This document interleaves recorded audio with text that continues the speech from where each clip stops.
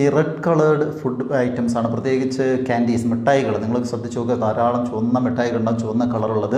അതുപോലെ തന്നെ ചുവന്ന ലഡു ഉണ്ട്. ഭക്ഷണമല്ല എങ്കിൽ പോലും ലിപ്സ്റ്റിക്ക്, ഇങ്ങനെ ഹൈലി റെഡ് കളേർഡ് ആയിട്ടുള്ള ഫുഡ് അഡിറ്റീവായിട്ട് കഴിക്കാൻ പറ്റുന്ന രീതിയിൽ നിന്ന് ഉപയോഗിക്കുന്ന ഒരു സാധനം എന്ന് പറയുന്നത്, ഇപ്പോൾ നമ്മൾ ഉപയോഗിക്കുന്ന കേക്കിലാണെങ്കിൽ പോലും റെഡ് വെൽവെറ്റ്, റെഡ് ഫോറസ്റ്റ് എന്നൊക്കെ പറയുന്ന കേക്കുകളിലെ റെഡ് കളർ ആണെങ്കിൽ, അങ്ങനെ ഭക്ഷണ സാധനങ്ങളിൽ അമിതമായ റെഡ് കളർ കിട്ടാൻ വേണ്ടിയിട്ട് ആഡ് ചെയ്യുന്ന സാധനം കാർമീൻ എന്ന് പറയുന്ന സാധനമാണ്.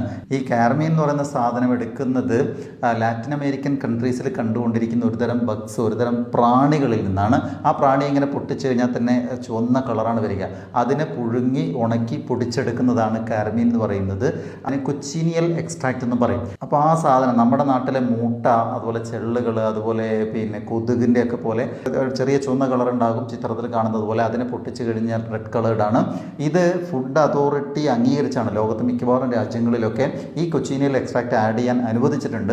അതിന് വലിയ സൈഡ് എഫക്റ്റുകളൊന്നും ഇല്ലെങ്കിൽ ബ്ലഡ് പ്രഷർ കൂടാനും അലർജി വരാനും സാധ്യതയുണ്ട്. ഇതൊന്നുമല്ല, ഒരുതരം പ്രാണി, ആ പ്രാണിയെ പൊടിച്ചിട്ടാണ് റെഡ് കളർ ഉണ്ടാക്കുന്നത് കാർമീൻ എന്ന് പറയുന്നത്.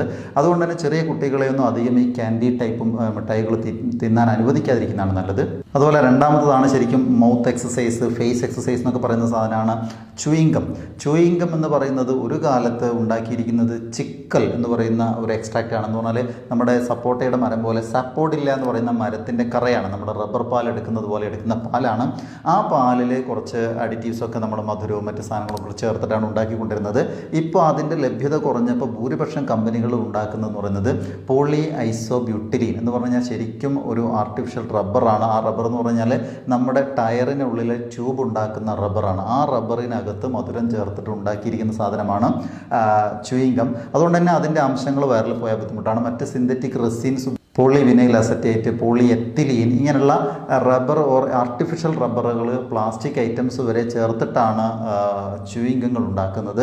ഒരാവശ്യവുമില്ലാത്ത, കുട്ടികളാണെങ്കിലും മുതിർന്നവരാണെങ്കിലും ആ ഒരു ഇത്തിരി സമയത്തുള്ള ഒരു ടെൻഷൻ ഫ്രീ ആവാൻ ഒരു രസകരമായിട്ട് കഴിക്കുന്ന ഒരു സാധനമാണ്. അത് പരമാവധി ഉപേക്ഷിക്കുന്നതാണ് നല്ലത്. കാരണം ആർട്ടിഫിഷ്യൽ റബ്ബറാണ് സത്യത്തിൽ നമ്മൾ ചവച്ചുകൊണ്ടിരിക്കുന്നത്. അതുപോലെ അടുത്തൊരു ഐറ്റമാണ് മിക്ക ആളുകളും പല സമയങ്ങളിൽ കേട്ടിട്ടുള്ളതാണ് ഐസ്ക്രീം. ഐസ്ക്രീം ഒറ്റ വാക്കിൽ കേൾക്കുമ്പോൾ വീട്ടിലൊക്കെ ഇപ്പോൾ ഐസ്ക്രീം ഉണ്ടാക്കാറുണ്ട്. അപ്പോൾ ഐസ്ക്രീമിൽ പാലല്ലേ, അതിൽ മധുരമല്ലേ, അതിൽ ഇമൾസിഫയർ അല്ലേ, വേറെ എന്താ പ്രശ്നം, ഇങ്ങനെയൊക്കെ ചോദിക്കും. പക്ഷേ യഥാർത്ഥത്തിൽ ഇപ്പോൾ വാനില ഐസ്ക്രീം എന്നൊക്കെ പറയുന്നതിന് ആ വാനിലയുടെ ടേസ്റ്റ്, സ്ട്രോബെറിയുടെ ടേസ്റ്റ്, ഇതൊക്കെയാണ് നമുക്ക് ഇഷ്ടം എന്ന് പറയുന്നത്. അതിൻ്റെ ആർട്ടിഫിഷ്യൽ എസൻസ് ആണ് ഉപയോഗിക്കുന്നത്. ഈ ആർട്ടിഫിഷ്യൽ എസൻസ് നിങ്ങൾ ജസ്റ്റ് ഗൂഗിൾ ചെയ്തൊക്കെ കാണാവുന്നത് പല രാജ്യങ്ങളിലുമുള്ള നമ്മുടെ നാട്ടിലെ എലി, അതുപോലെ പെരിച്ചാഴി എന്നൊക്കെ പറയുന്ന ജീവികളില്ലേ, അതേപോലുള്ളൊരു സാധനമാണ് ബീവറുകൾ. ഈ ബീവർ എന്ന് പറയുന്നത് പണ്ട് നമ്മൾ സ്കൂളിലൊക്കെ പഠിച്ചിട്ടുണ്ട്. ആ ബീവർ സത്യത്തിൽ പിന്നെ ബിൽഡിംഗ് കൺസ്ട്രക്ഷൻ, നല്ല ഗുഹ ഉണ്ടാക്കുന്നത്, അങ്ങനെയൊക്കെയുള്ള കഴിവുള്ള ജീവിയാണ്. എലിയുടെയും പെരിച്ചാഴിയുടെ ഒക്കെ ഒരു ലുക്കാണ് ഞാൻ ചിത്രത്തിൽ കാണിക്കുന്ന പോലെ. ഈ ബീവറിൻ്റെ മലദ്വാരത്തിലൂടെ പുറത്തു വരുന്ന കാഷ്ടമെന്ന് തോന്നിക്കുന്ന ഒരു സാധനമാണ്. അവിടെ നിന്നുള്ള സെക്രീഷനാണ്. ശരിക്കും കാഷ്ടം പോലെ തന്നെ കാണും. പക്ഷേ അതിൻ്റെ പ്രത്യേകത, അത് പൊടിച്ചെടുത്ത് കഴിഞ്ഞ് കഴിഞ്ഞാൽ വാനിലയുടെ സ്മെല്ലാണ്. അതും ഫുഡ് അതോറിറ്റി അംഗീകരിച്ചുകൊണ്ട് അത് ആഡ് ചെയ്തിട്ടാണ് വാനില എസൻസ് ഉണ്ടാക്കുന്നത് എന്നുള്ളതാണ് മനസ്സിലാക്കേണ്ടത്.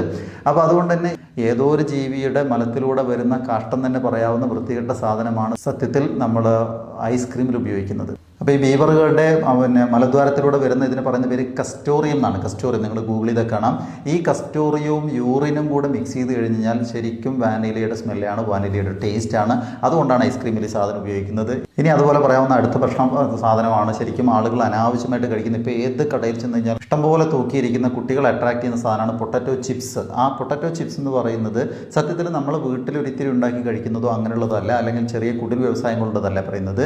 വ്യാവസായികമായി ഉണ്ടാക്കുന്നത് മാസങ്ങളോളം, വർഷങ്ങളോളം എന്ന് പറയുന്നത് പോലെ പ്രിസർവേറ്റീവ് ആഡ് ചെയ്ത് സൂക്ഷിക്കുകയാണ് ചെയ്യുന്നത്. രണ്ട് കാര്യം കൊണ്ട്, ഒന്ന് വെറുതെ പൊട്ടറ്റോ കട്ട് ചെയ്ത് നമ്മൾ വീട്ടിൽ വറുത്ത് നോക്കുക, അപ്പോഴാണ് നിങ്ങൾക്ക് മനസ്സിലാകുക. നമ്മൾ വീട്ടിൽ വറുത്തിട്ട് ഒരു 3 ദിവസം കഴിഞ്ഞാൽ അത് കളർ മാറും. ആ മഞ്ഞ കളറിൽ നിന്ന് പോയിട്ട് ഒരു ബ്ലാക്കിഷ് ആകും. അങ്ങനെ ഡിസ്കളറേഷൻ നടക്കുന്നതും അതുപോലെ തന്നെ ടേസ്റ്റ് മാറുകയും ചെയ്യും. ഇത് രണ്ടും സംഭവിക്കാതിരിക്കാൻ വേണ്ടിയിട്ട് സോഡിയം ബൈസൾഫേറ്റ് ആണ് വ്യാവസായികമായിട്ട് ആഡ് ചെയ്യുന്നത്. അത് നേരത്തെ പറഞ്ഞതുപോലെ ശരിക്കും സൈഡ് എഫക്റ്റ് ഉള്ളതാണ്. അതുകൊണ്ട് കുട്ടികളൊന്നും അധികം തീറ്റിക്കാതിരിക്കുന്നതാണ് എപ്പോഴും നല്ലത്. സൈഡ് എഫക്റ്റ് എന്ന് പറഞ്ഞാൽ വയറുവേദന, വയറിളക്കം, പ്രഷർ കുറയുക, ഈവൻ അപ് ടു ക്യാൻസർ വരെ സാധ്യതയുള്ള സാധനമാണ് സോഡിയം ബൈസൾഫേറ്റിൻ്റെ അമിതമായ യൂസേജ്. ഒരല്പമോ വല്ലപ്പോഴും കഴിക്കുന്ന കാര്യമല്ല. അതുകൊണ്ട് പൊട്ടറ്റോ ചിപ്സും പ്രശ്നമാണ്. അതുപോലെ തന്നെ മറ്റൊരു ഫുഡ് അഡിറ്റീവ്സ് എന്ന് പറയുന്നത് നമ്മൾ പലപ്പോഴും ഉപേക്ഷിക്കേണ്ട ഒരു കാര്യം ഈ മഞ്ഞ കളറുകളുമായി ബന്ധപ്പെട്ടാണ്.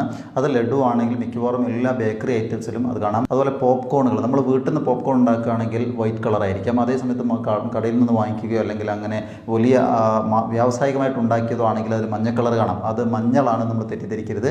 മഞ്ഞളല്ലാതെ ആഡ് ചെയ്യുന്നത് യെല്ലോ നമ്പർ 6ഉം യെല്ലോ നമ്പർ 5ഉമാണ്. ഈ യെല്ലോ നമ്പർ 5, 6 എന്ന് പറയുന്നത് ടാർട്രാസീനാണ്. ടാർട്രാസീൻ എന്ന് പറയുന്നത് നേരത്തെ പറഞ്ഞതുപോലെയല്ല, ഭീകരമാണ്. അത് ഒരുപാട് പ്രശ്നങ്ങൾക്ക് എന്ന് പറഞ്ഞാൽ കാഴ്ച മങ്ങാനുള്ള സാധ്യത, തൊലിയിൽ ഇച്ചിങ് ഉണ്ടാവാൻ സാധ്യത, asthma, migraine, nervousness, mental disease അടക്കമുള്ള ധാരാളം സാധ്യതകൾ. അപ്പോൾ ഓരോരുത്തരുടെയും പൊട്ടൻഷ്യൽ അനുസരിച്ച് കൂടുകയും കുറയുകയൊക്കെ ചെയ്യാം. അതുകൊണ്ട് മഞ്ഞ കളർ പ്രത്യേകിച്ച് നിങ്ങൾ ശ്രദ്ധിക്കുക. ഈ പോപ്കോൺ ഐറ്റത്തിലാണ് മഞ്ഞ കളർ യെല്ലോ നമ്പർ 5ഉം 6ഉം. ചില സ്ഥലങ്ങളിലൊക്കെ അത് നിരോധിച്ചു എന്ന് വരെ പറയുന്നുണ്ട്.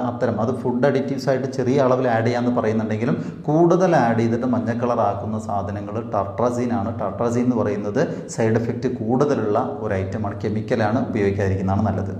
ഇനി അതുപോലെ പറയാവുന്ന ഒരു സാധനമാണ് ഈ ചിക്കൻ്റെ നെഗറ്റ്സ് എന്ന് പറഞ്ഞാൽ മക്ഡൊണാൾഡ്സ് അടക്കമുള്ള കുറേ ഐറ്റംസ് കാണാം. എന്തായാലും ചിക്കൻ അരച്ച് പൾപ്പാക്കിയിട്ട് അതിനകത്ത് കുറച്ച് ബ്രെഡ് അല്ലെങ്കിൽ മറ്റ് മാവുകൾ ചേർന്ന് ഫ്രൈ ചെയ്തെടുക്കുന്ന സാധനമാണ്. ഭയങ്കര ടേസ്റ്റിയാണ് കഴിക്കാൻ. ശരിക്കും ഹോം മെയ്ഡായിട്ട് നമുക്കൊക്കെ ഉണ്ടാക്കാൻ പറ്റുന്നതാണ്. പക്ഷേ ഇതേ സമയത്ത് വ്യാവസായികമായി ഉണ്ടാക്കുന്ന യൂട്യൂബിൽ അതിൻ്റെ വീഡിയോകളടക്കം നിങ്ങൾ കണ്ടു കഴിഞ്ഞാൽ ഞെട്ടിപ്പോകും. ഒരു ചിക്കനിൽ നിന്ന് ഒരു സാധനം വേസ്റ്റ് ആക്കാത്ത രീതിയിൽ അതിൻ്റെ എല്ലും പിന്നെ ബീക്കും അതിൻ്റെ കണ്ണും മറ്റ് ഈവൻ ആമാശയങ്ങളും കുടലും എല്ലാ സാധനം കൂടെ അരച്ചെടുക്കുകയാണ് ചെയ്യുന്നത്. ഈവൻ ഫെതേഴ്സ് വരെ പെടുന്നു എന്ന് പറയുന്നത്. അങ്ങനെ ഒരു ചിക്കനെ മൊത്തമായിട്ട് അങ്ങ് അരച്ചെടുത്തിട്ട് ആ അരച്ചെടുത്തതിൽ പിന്നെ മറ്റ് സാധനങ്ങളൊക്കെ ആഡ് ചെയ്ത് ടേസ്റ്റി ആക്കിയിട്ട് ഔട്ട്കം വരികയാണ് ചെയ്യുന്നത്.